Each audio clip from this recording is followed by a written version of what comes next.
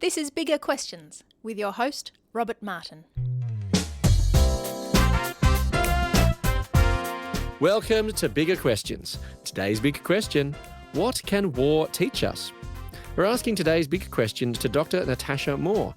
Natasha is a research fellow at the Centre for Public Christianity.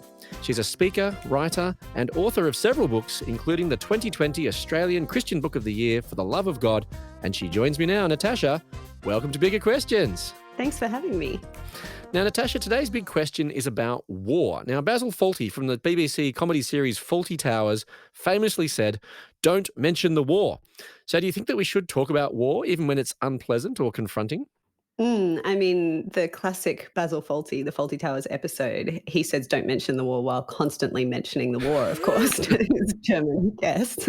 And he does that in a deeply awkward and offensive way. So I definitely think that we should talk about war in all kinds of contexts. What I find really interesting actually about the Second World War in particular is that we almost can't stop mentioning this war. Right. You know, it's kind of like it's quite a long time ago now. We're getting to the end of those generations who actually lived through it, are getting thinner and thinner. We don't have that many people who fought in the war, who experienced it firsthand. But this is the war that we go to for the stories that we tell, and it's kind of our default. It's the war. And I think that there are lots of reasons for that, but that's really interesting to me, given that there have been many other wars. You know, war is a bit of a constant in human history and human experience.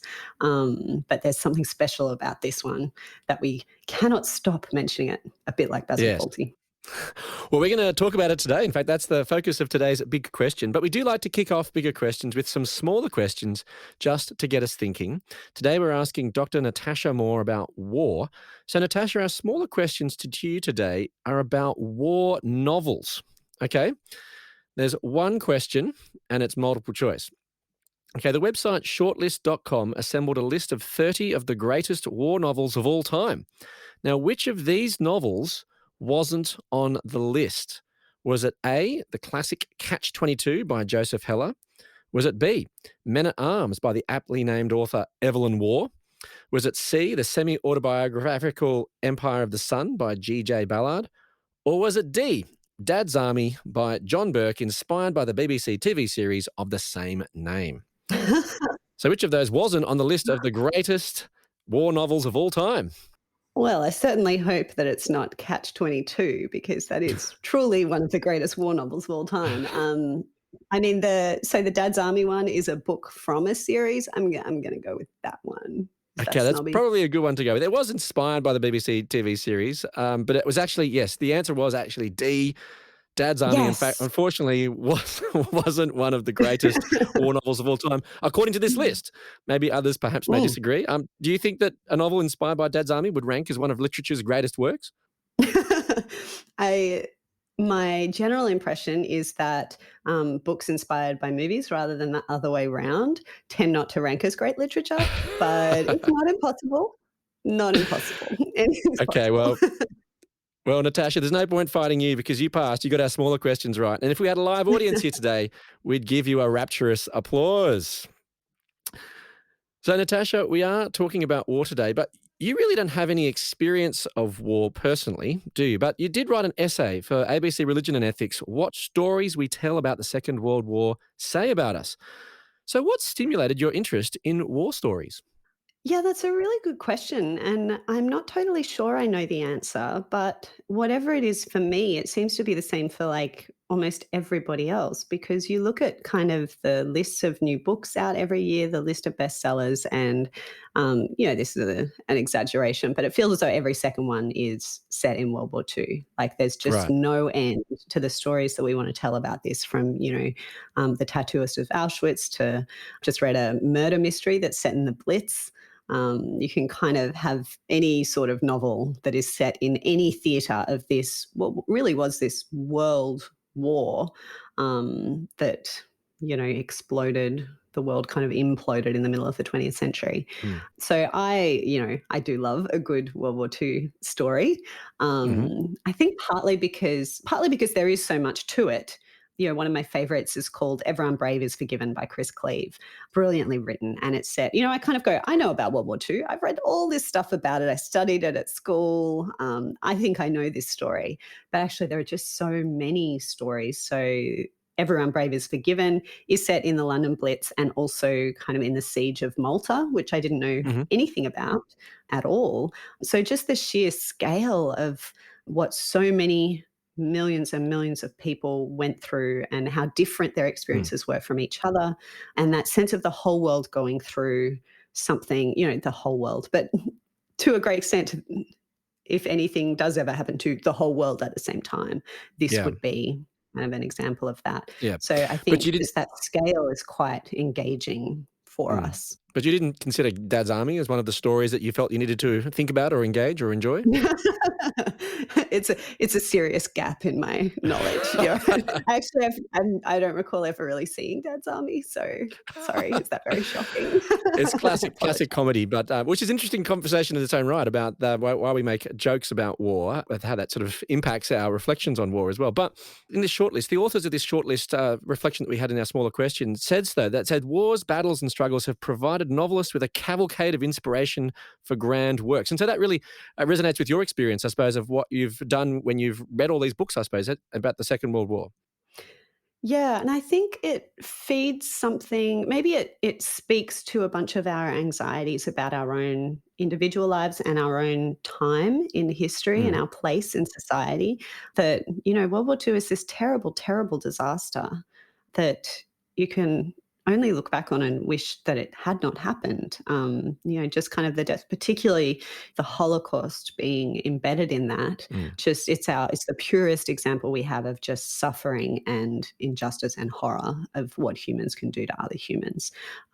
So it does loom large in our imagination, but I think that it also kind of reflects to us this sense of, well, if you're going through that, then that's something that obviously matters.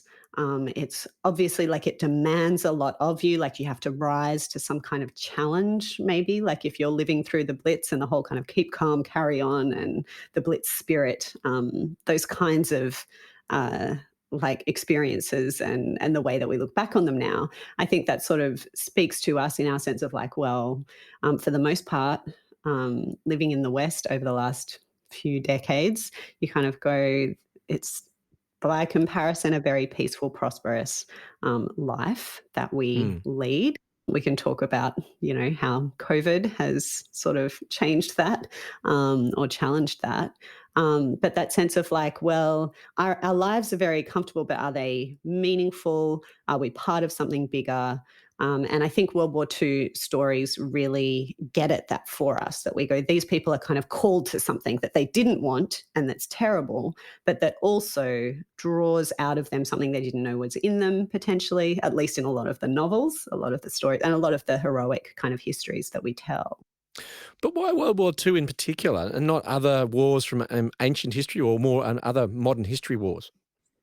Because I mean, the obvious one to compare it to is the First World War, Mm, which we do know about and care about, I think, but we don't tell nearly as many stories about it. And I think it's because there are ways in which World War One is just really painful to contemplate because it feels so futile. It's sort of, not that clear why it happened or needed to happen. It's There's so much waste. It's so much kind of repetition. It's just these years of trench warfare, war of mm, attrition, and that doesn't feel meaningful. I think when mm, we look back on it, it's hard to assign meaning to this kind of conflict.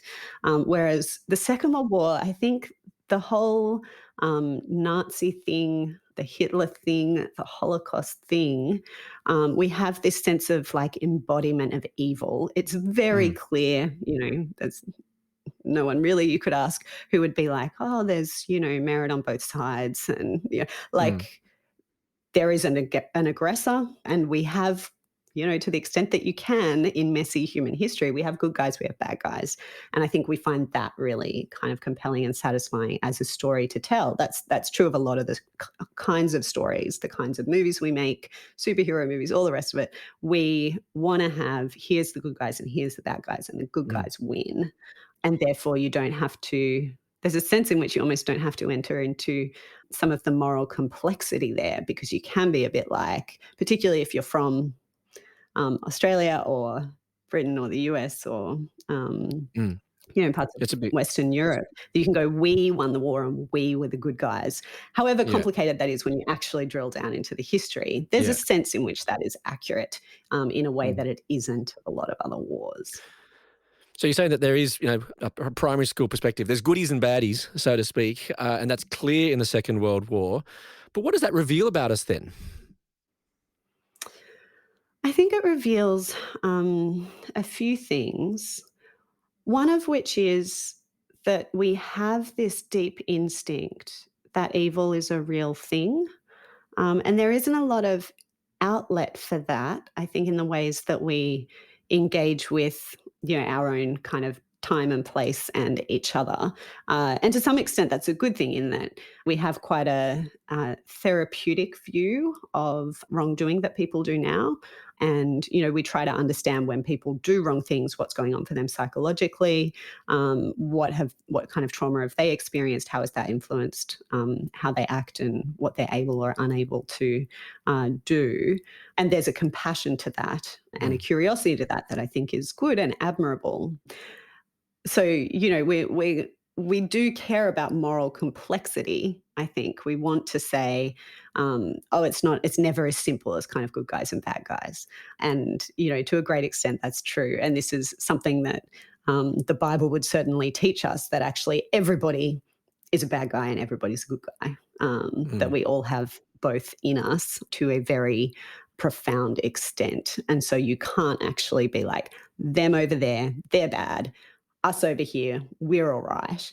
That the Bible would say actually we're all pretty messed up and we all do a lot of harm. Mm. And yet there's also a sense in which evil is real and active in the world and not okay. Like you can't just explain that away. The very real harm that we do to each other. And there's a scale to that and we're all implicated in it. But it's also not just a kind of cause and effect. This terrible thing happened to you, and now you're carrying that out on somebody else. And we can, explain away all the loose ends by medical or psychological Mm. means. That there's a deep moral element to this, and that there are some things that we really want to say that is just evil. Mm. And if we have trouble saying that within our own context, then the Second World War in particular, I think offers us a forum for that, to be like, look, okay, here, you can see on the screen of history projected up there, this is what evil looks like. Humans have done this to each other.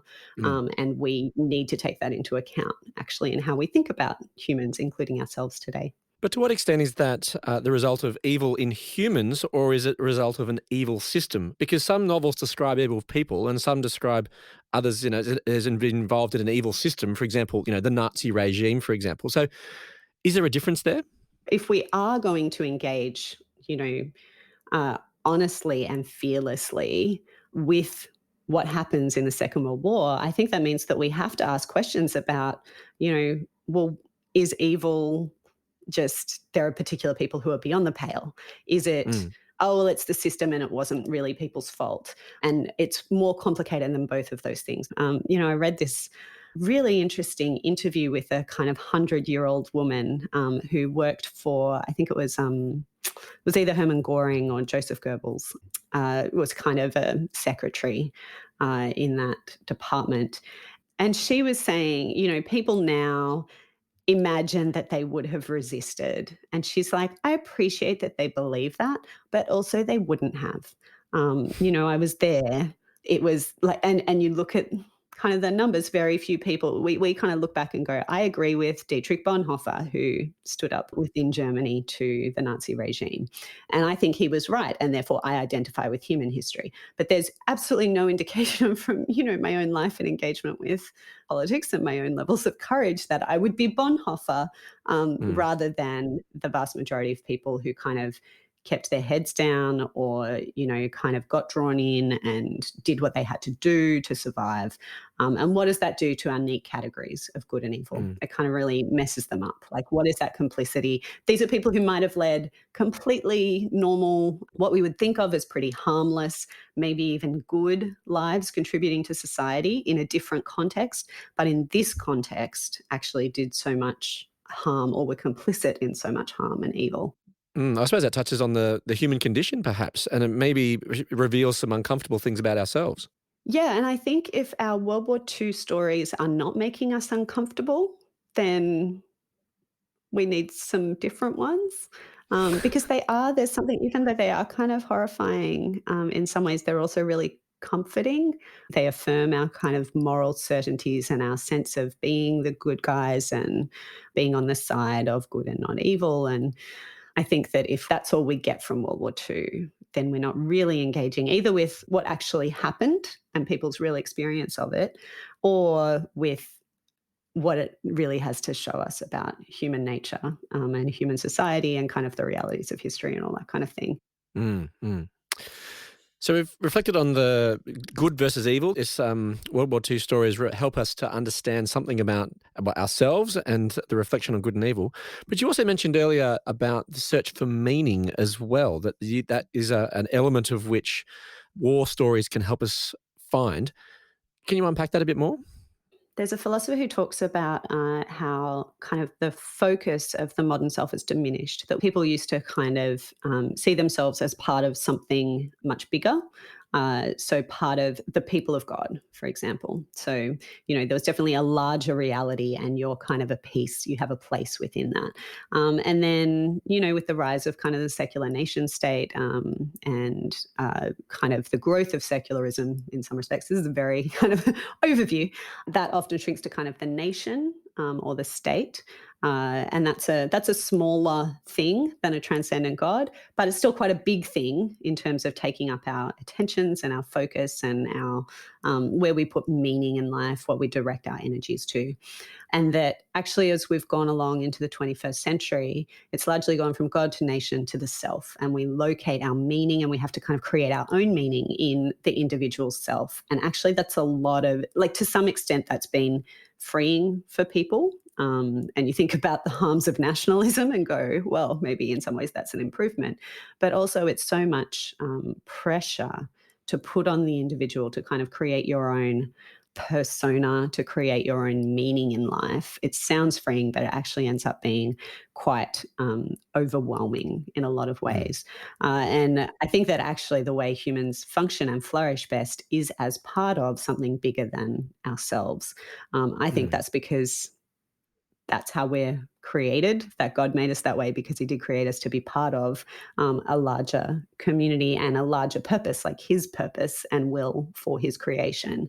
And therefore, there's something missing for us when we're disconnected from that. mm, And I think the way that we look at the Second World War, it's like just one example of that. But it is an example of being caught up in something bigger. And depending on which stories you're telling, so Catch 22, everything is absurd. It doesn't feel meaningful.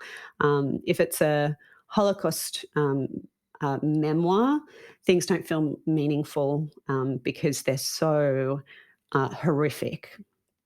But if you have, kind of resistance stories or blitz stories, those kinds of things, people do have a sense of like, well, I'm part of a larger effort towards something worthwhile.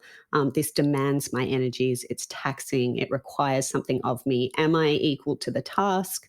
And everybody wants the war to be over, but also, and you people report this afterwards that they felt a bit Some people felt adrift after the war Mm, because for so long they'd kind of been directed towards this goal that was undoubtedly good and needed, and that there's something in that in terms of community and in terms of feeling important and feeling needed, that in peacetime, if we mm, don't feel ourselves to be part of a bigger story in peacetime, we struggle with that, I think. mm. So, Natasha, you've outlined a couple of the human longings, perhaps, that these war stories reveal about us. That there's a reflection on there's the good and evil, and that dynamism between those can be at times complex. There's also a yearning to be a part of a bigger story, something bigger. But the third point you make is about that these stories must be told. So, why is that? They feel like something that we have a responsibility to do. We have a responsibility to the people who suffered through this horrific episode of history, a responsibility to remember them and to recognize what they went through. And Mm, that, there's a sense in which that makes absolutely no difference to them. These people are not alive. Either they died at the time or they've died since. We don't see what material difference it could make to them if we mm, forget completely or remember in great detail.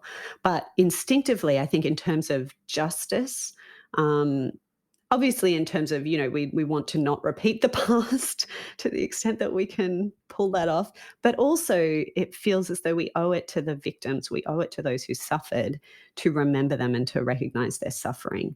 And I think that there's something deeply theological in that, that we don't want people's experience, and particularly people's suffering and grief and sadness, we don't want that to just disappear, to be forgotten and ignored and never acknowledged, that we want that to be recognized. And mm, I think at its most complete, where that impulse finds its fulfillment is in actually the belief in an omniscient and a completely just God who, mm, Jesus talks about how not a sparrow falls to the ground, but God knows about it. Every hair of your head is numbered. Like he knows, and he does not forget, he does not sleep, he does not slumber, mm, that actually nothing that you go through is missed by him, mm, and no injustice will be ignored by him. And there's something very challenging about that, but also very comforting, because we do think that human experience and human suffering matters, that injustice matters, that the individual person matters. And I think our sense of telling these stories is almost an echo of that, wanting that omniscience, that even if mm, people no longer believe in a God for whom nothing slips through the cracks, uh, well, then maybe we need to do it. We need to take on that mm. responsibility. In the final book of the Bible, in Revelation, there's a war described in Revelation 19:11, where the author John writes in metaphorical language about the future. It says, "I saw heaven standing open, and there before me was a white horse whose rider is called Faithful and True. With justice he judges and wages war." So, how do you think that this war described here in Revelation, with its metaphorical language and so on, connects with the longings and the stories that we've read about World War II? There's definitely a picture there of, um, ultimately, justice is not going to be brought about by the wars that humans wage against each other, but that God himself is ultimately going to judge. He's going to bring an end to injustice and suffering and pain, of every kind, and that is meant to be comforting, to people now, and not in a kind of, oh, therefore don't worry about anything kind of way. That actually that should underpin, I think, our work towards justice and peace now. And that there's a paradoxical sense in which if you think it's all on you, that the only justice and peace that we're ever going to have in the world is the one that we bring about ourselves, then that can be quite again, a crushing burden. But to go, well, I can work in imperfect and in partial ways for justice and peace now, and know that there's going to be, the mess and the complications and, the kind of counterproductive ways that that works out, that it's going to be messy. Um, I can work for that, knowing that, what I'm doing matters because there's a God who guarantees that peace and justice. and that what I do will ultimately be caught up in a perfect peace and justice. Mm, And there's something, I think deeply um, reassuring and conducing to kind of a quiet perseverance and confidence in the efforts that we mm, make towards peace and towards justice. mm. So in some ways, maybe these stories that you've read about World War II and their longings for justice and for memory and for meaning, perhaps then this picture in Revelation gives a bit of a picture that actually there's a fulfillment. There's actually a purpose for these places. These longings are actually connected with our humanity in some way. Yeah, I definitely agree with that. I think that these are things that we're not always great at talking about. In 21st century secular Australia or Western cultures, that we struggle to articulate things about good and evil, or about larger meaning and purpose, or about ultimate justice. We don't super have the language for that, and World War II gives us a forum for that, and kind of a place to meet to kind of chat about those things that feel a bit alien to us, but also that we really yearn for and yearn to understand.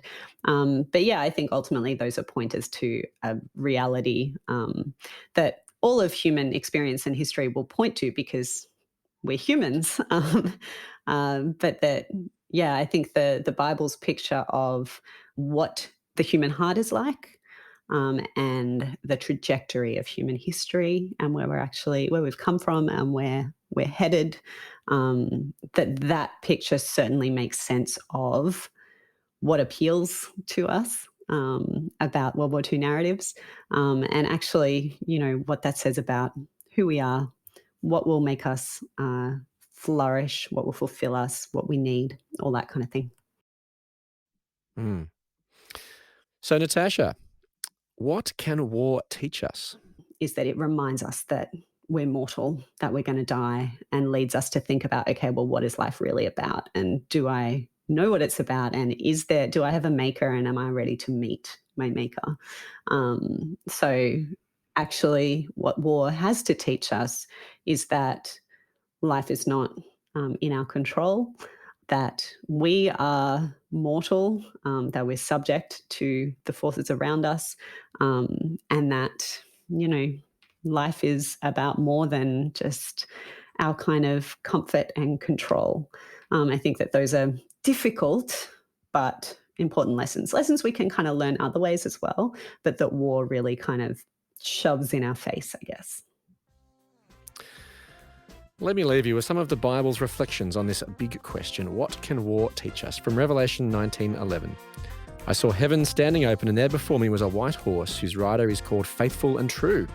With justice, he judges and wages war. I look forward to you joining us next time for bigger questions. Thanks very much to our guest today, Dr. Natasha Moore. Thanks.